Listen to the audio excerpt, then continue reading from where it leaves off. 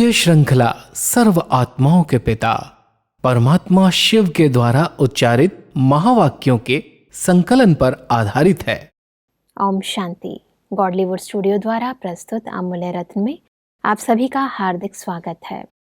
भक्ति में भक्तजन देवी देवताओं का बहुत ही भावना से श्रृंगार करते हैं। उनके मस्तक को, उनके कंठ को, उनके हस्तों को गहनों से सजाते हैं। परंतु परम पिता परमात्मा जब स्वयं इस सृष्टि रंगमंच पर आते हैं तो हम सब बच्चों को ही सूक्ष्म रीति से हमारी स्थिति अनुसार अपना श्रृंगार बनाते हैं। परमात्मा के इस अनोखे श्रृंगार को आज हम ईश्वरीय महावाक्यों द्वारा गहराई से समझेंगे और इन महावाक्यों के स्पष्टीकरण के लिए हमारे मध्य हैं प्रजापिता ब्रह्मा कुमारिस ईश्वरीय विश्वविद्यालय के वरिष्ठ राजयोगी शिक्षक आदरणीय राजू भाई साहब। भाई साहब, आपका आज के एपिसोड में बहुत बहुत स्वागत है। ओम शांति। भाई साहब, आज हम बात करेंगे 18 जनवरी 1977 के महावाक्यों पर, जिसका टॉपिक है 18 जनवरी का विशेष महत्व। भाई साहब, परमात्मा कहते हैं कि सभी स्मृति स्वरूप अर्थात समर्थी स्वरूप स्थिति में स्थित हो। आज का दिन विशेष रूप में स्मृति स्वरूप बनने का है। परमात्मा के स्नेह में समाये हुए अर्थात बाप समान बनने वाले स्नेह की निशानी है समानता। तो आज सारा दिन स्मृति स्वरूप अर्थात बाप समान स्वयं को अनुभव किया। परमात्मा के स्नेह का रिस्पॉन्स बाप समान भव का वरदान अनुभव किया। आज का विशेष दिवस स्वतः और सहज और थोड़े समय में बाप समान स्थिति अनुभव करने का दिन है। 18 जनवरी का दिन हमारे इस ईश्वरीय विश्वविद्यालय में विशेष महत्व रखता है जी। क्योंकि 18 जनवरी 69 को ब्रह्मा बाबा ने अपनी संपूर्णता को प्राप्त किया और संपूर्णता को प्राप्त करके अव्यक्त वतन में गए और अव्यक्त वतन से ही बच्चों की पालना कर रहे हैं। रहा हुआ जो स्थापना का कार्य है वो संपन्न कर रहे हैं जी। इसलिए इस ईश्वरीय विश्वविद्यालय में हर वर्ष 18 जनवरी को विशेष स्मृति दिवस के रूप में मनाते हैं जी।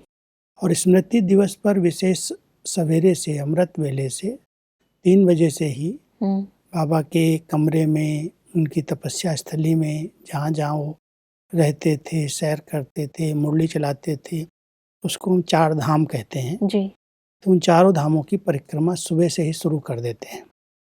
तो परमात्मा कहते हैं ये स्मृति दिवस स्मृति स्वरूप बनने का दिवस है।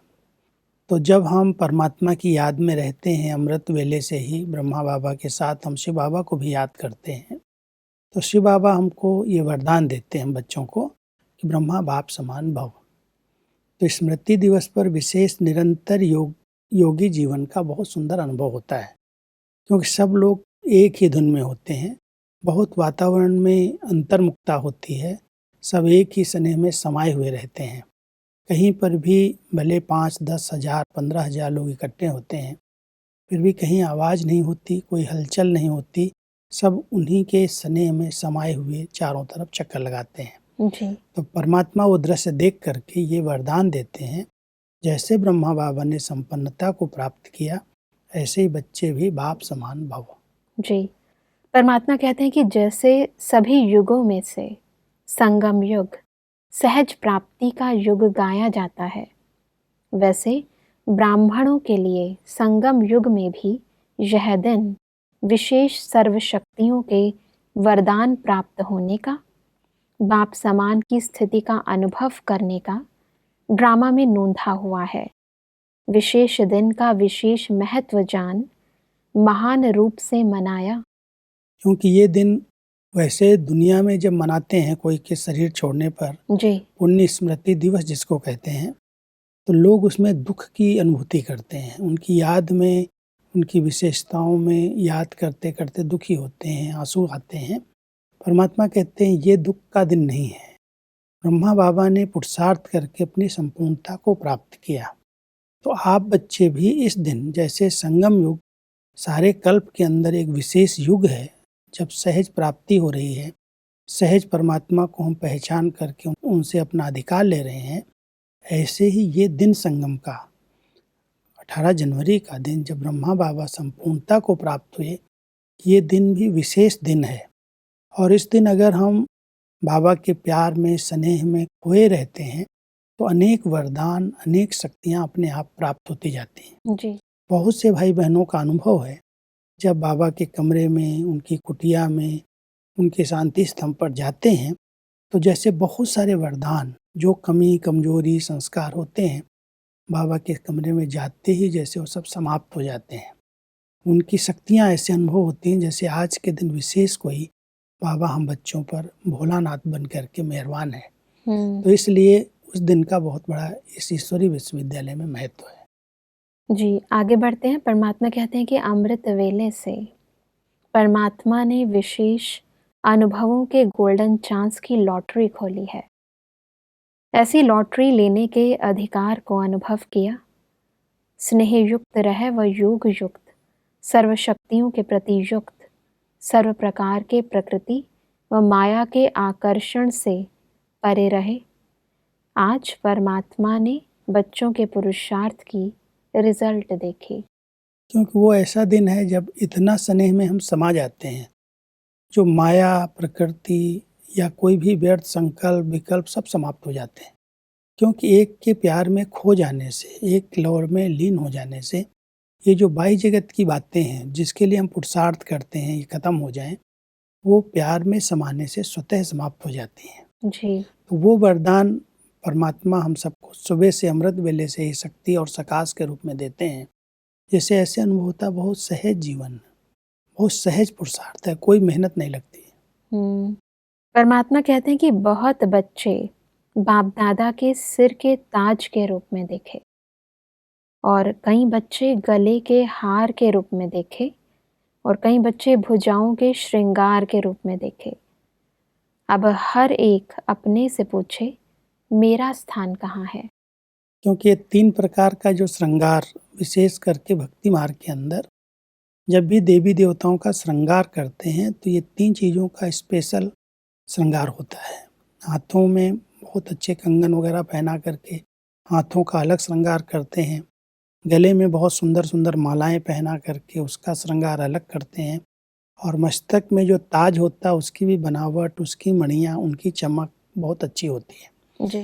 तो परमात्मा कहते हैं आज बाबा ने तीनों श्रृंगार को देखा। ये बहुत सूक्ष्म बातें हैं, कोई स्थूल श्रृंगार की यहाँ बात नहीं है। जी। उनकी विशेषताओं के आधार से, जैसे हाथों का श्रृंगार या गले का श्रृंगार या सिर का ताज, ये जो श्रृंगार है ये अलौकिक है। जी। और उस अलौकिकता के अंदर हमें उस रूप से अपने आप की स्थिति को देखना है जी। कि अगर हमने तन मन धन से हर प्रकार से सहयोग दिया है, सिर्फ पक्के योगी नहीं है लेकिन सहयोगी अवश्य हैं, तो जैसे हम उनकी भुजाओं में हैं, उनके भुजाओं का हम श्रृंगार हैं।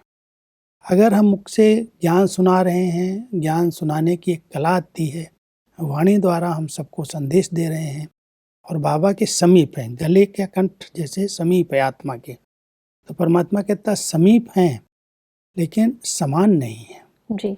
आवाज़ द्वारा बाप को प्रत्यक्ष करने की सेवाएं कर रहे हैं, वो गले का श्रृंगार है, लेकिन जो मस्तक का श्रृंगार है वो समान है, जैसे समाये हुए हैं।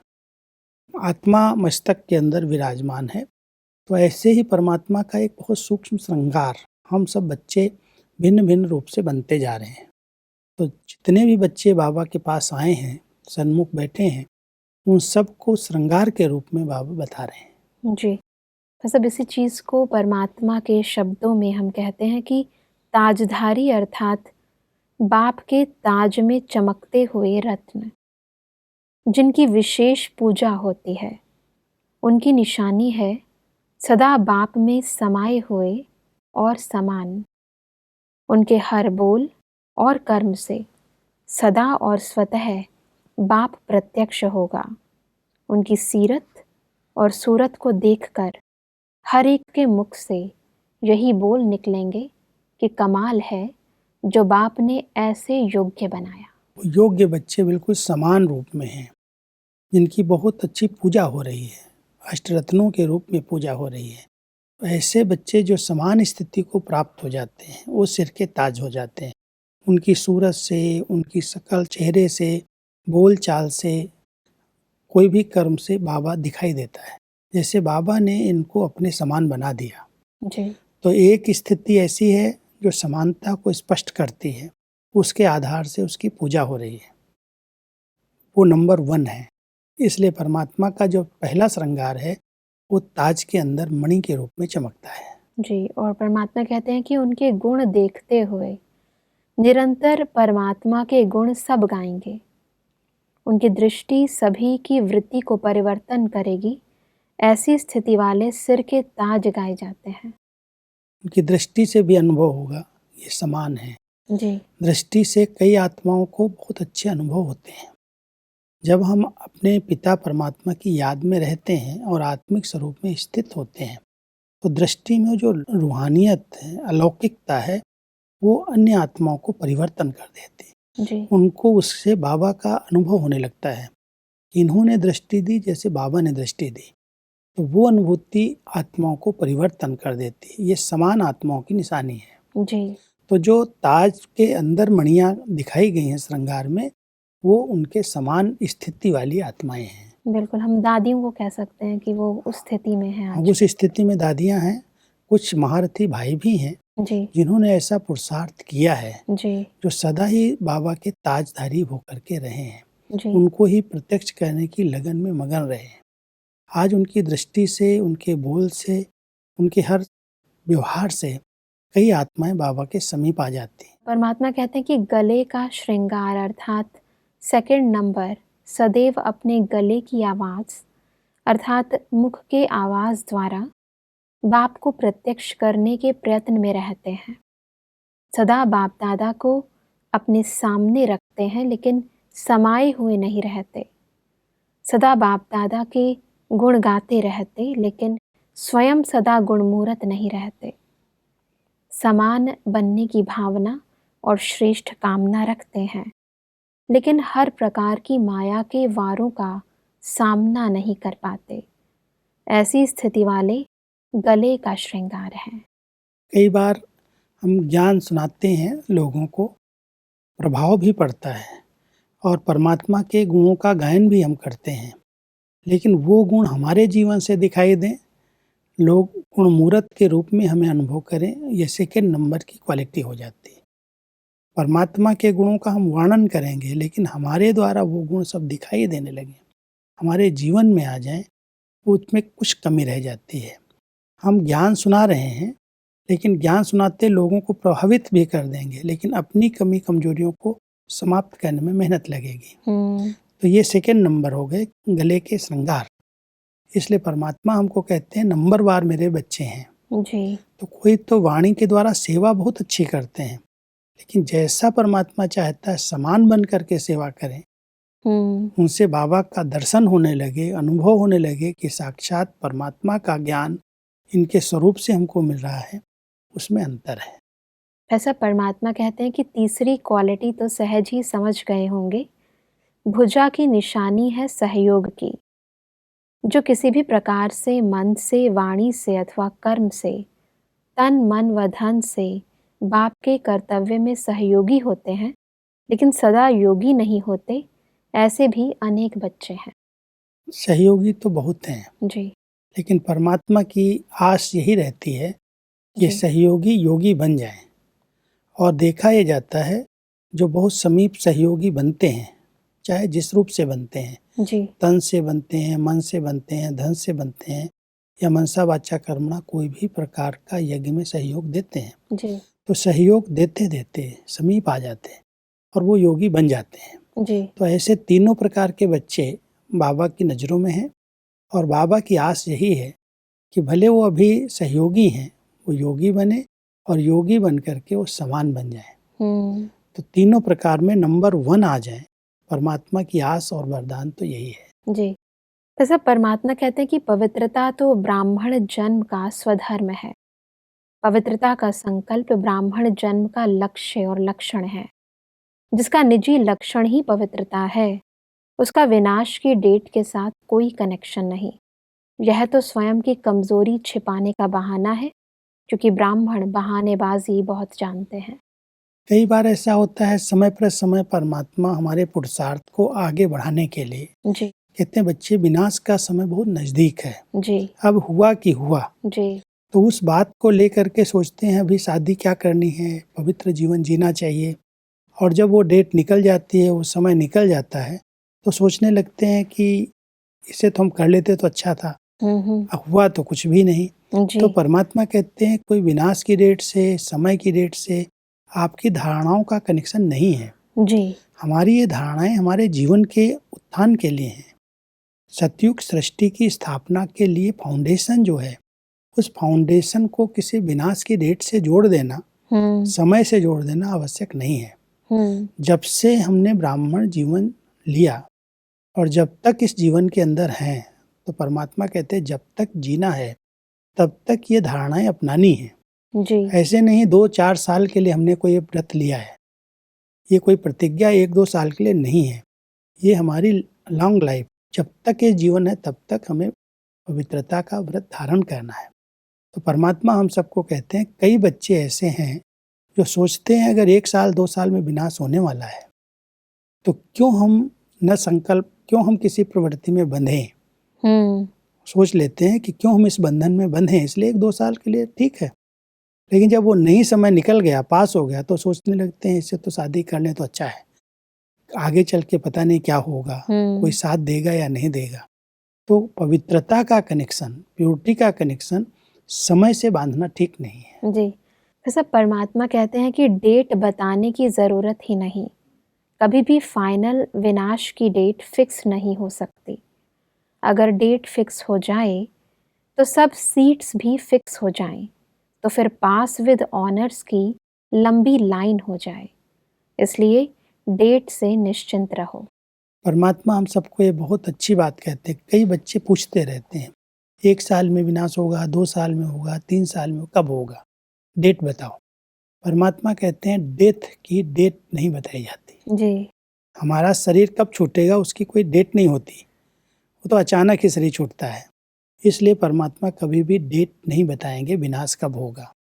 हम सबको संपूर्ण बनना है, इसलिए समय बताते हैं, कुछ समय में हो जाएगा, जी आप तैयार रहो, कभी भी अचानक हो जाएगा।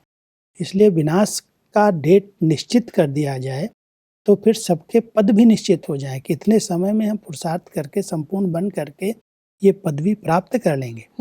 इसलिए परमात्मा कहते हैं कभी भी ये डेट बताई नहीं जाती। आप बच्चे डेट कॉन्शियस नहीं बनो, सोल कॉन्शियस बनो। जी जब होना होगा होगा, लेकिन आप तैयार रहो। जी और इसलिए परमात्मा कहते हैं कि जब सब निश्चिंत होंगे तो डेट आ ही जाएगी। जब सभी संकल्प से निरसंकल्प होंगे वही डेट विनाश की होगी। समय अनुसार ऐसा दिखाई देता है, चारों तरफ से जब विकास, बहुत सारा परिवर्तन दिखाई देता है, जी ऐसे ऐसे साधन, ऐसी ऐसी साइंस की सब प्रगति हो रही है, अब विनाश कैसे होगा। लेकिन परमात्मा कहते हैं कलयुग का विनाश है, कोई सृष्टि का विनाश नहीं होता है। कलयुगी सृष्टि में जो तमोगुण है, तमो प्रधानता है, वो परिवर्तन होगी और वो अचानक होगी और होना ही है। क्योंकि परमात्मा जब इस सृष्टि पर अवतरित होते हैं तो नई सृष्टि की रचना करते हैं जी और नई सृष्टि के लिए देवी देवताएं जो नई सृष्टि में आदि में आएंगे उनको पढ़ाते हैं, उनका जीवन ऐसा प्रैक्टिकल में बनाते हैं। तो जब ऐसी देवी देवताओं की आत्माएं पढ़ाई करके जीवन में दिव्य गुणों को धारण करके संपन्न बन जाएंगी तो उनके लिए संपन्न दुनिया चाहिए। जी इसलिए कलयुग का विनाश होगा, जी पापों का अंत होगा, आसुरी सृष्टि समाप्त होगी और उसके बाद जो नई सृष्टि आएगी वो सतयुग कहलाएगी। जी तो विनाश माना ऐसा नहीं है कि पहले हो जाएगी, लेकिन परिवर्तन जरूर होगा। अब रात है, रात कितनी अंधियारी होती है, जी अब कोई कहे रात जाएगी ही नहीं, आखिर तो रात जानी ही है। तो कलयुग को रात कहा जाता है।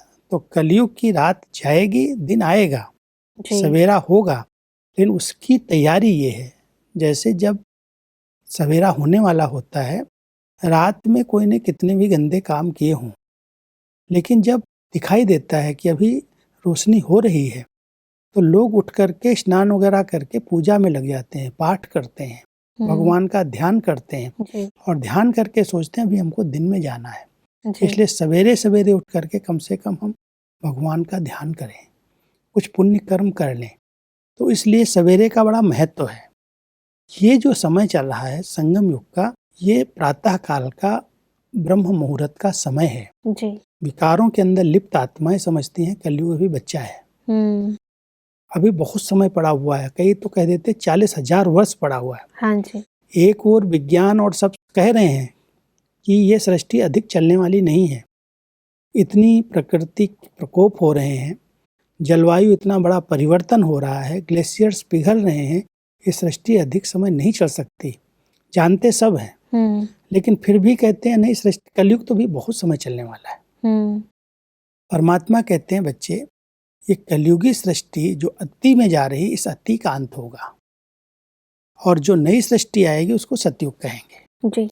वहां पर प्रकृति सतो प्रधान बन जाएगी और उसकी तैयारी अभी योग बल से की जा रही है जी।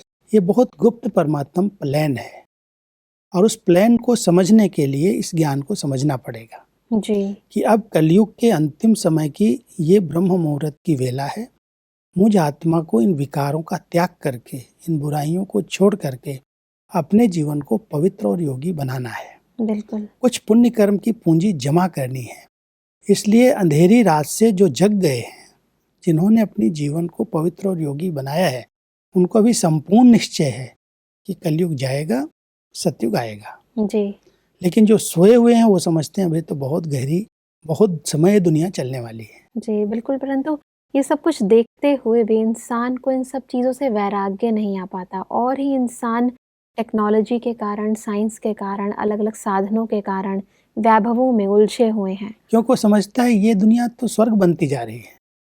इसी पुरानी दुनिया को, अब गिरने वाले मकान को अगर कोई ऊपर से श्रृंगार कर दिया जाए और कहे बहुत अच्छा है, बहुत समय चलेगा, तो जानने वाला तो समझ सकता है, जो इंजीनियर है, जो बनाने वाला वो तो समझता है इसकी आयु पूरी हो गई। जी।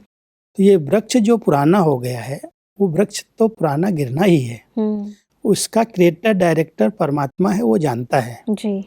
जब कोई चीज गिरने पर होती है, मान लो कोई वृक्ष बहुत वृद्ध है, बहुत पुराना हो गया है, गिरने वाला है, समझता है कि इसको हमें फिर से, बहुत अच्छा वृक्ष है, फिर से शुरू करना है। जी। तो उसकी कलम लेता है और कलम फिर लगा देता है ताकि वो वृक्ष गिरे तो फिर से उसी प्रकार का नया वृक्ष खड़ा हो जाए। तो ये जो संगम का समय है, ये कल्प वृक्ष, परमात्मा कहते हैं कल्प वृक्ष है और इस वृक्ष का अब अंत समय, कलयुग का अंतिम समय है। जी। अब मैं इससे ही कलम लगाता हूँ नई दुनिया की। जी। माना इसी कलयुगी मनुष्य आत्माओं को पावन बना करके नई सृष्टि की मैं शुरुआत करता हूँ। जी। तो ये जो संगम का समय है, ये कलम लगने का समय है। और कलम लगाने वाला जो इसका बीज है परमात्मा, वो परमात्मा गुप्त रीति से नई दुनिया की कलम लगा रहे हैं। बिल्कुल। जब वो कलम लग जाएगी तो ये कलयुगी सृष्टि का विनाश होगा और वो सतयुगी सृष्टि प्रकट हो जाएगी। बिल्कुल भाई साहब, वही आत्माएं हैं जो पहले पवित्र थी, अभी अपवित्र हो गई हैं और पुनः पवित्र बनना है। भाई साहब, आज हमने जाना कि 18 जनवरी का महत्व क्या है और कैसे हमें परमात्मा के सिर का ताज बनना है। भाई साहब, स्पष्टीकरण के लिए आपका बहुत बहुत धन्यवाद। दर्शकों, आज के एपिसोड में हमने समझा कि परमात्मा के ताजधारी बच्चे सदा परमात्मा के स्नेह में समाये रहते हैं, परमात्मा के समान होते हैं और उनके हर बोल व कर्म से परमात्मा की प्रत्यक्षता होती है। परमात्मा ने कहा कि उनके वो बच्चे जो गले के श्रृंगार हैं, वह अपने कंठ द्वारा परमात्मा के गुण तो गाते हैं परंतु स्वयं गुणमूर्त नहीं बनते। और वो आत्माएं जो परमात्मा की भुजाओं के श्रृंगार हैं, वह परमात्मा के लिए तन मन धन से सहयोगी होते हैं परंतु सदा योगी नहीं होते। अतः हमें स्वयं को चेक करना है और परमात्मा के ताजधारी बच्चे बनना है।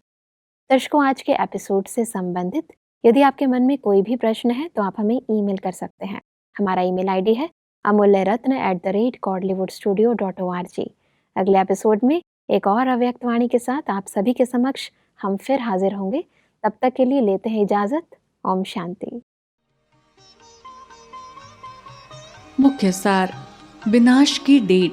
कभी भी विनाश की डेट फिक्स नहीं हो सकती। अगर फिक्स हो जाए तो सीट्स भी फिक्स हो जाएं और पास विद ऑनर्स की लंबी लाइन हो जाए। जब सभी इस संकल्प से निसंकल्प होंगे, वही डेट विनाश की होगी। 18 जनवरी के विशेष दिन का महत्व। यह दिन सर्व शक्तियों के वरदान प्राप्त होने का, बाप समान स्थिति के अनुभव करने का ड्रामा में नूंधा हुआ है।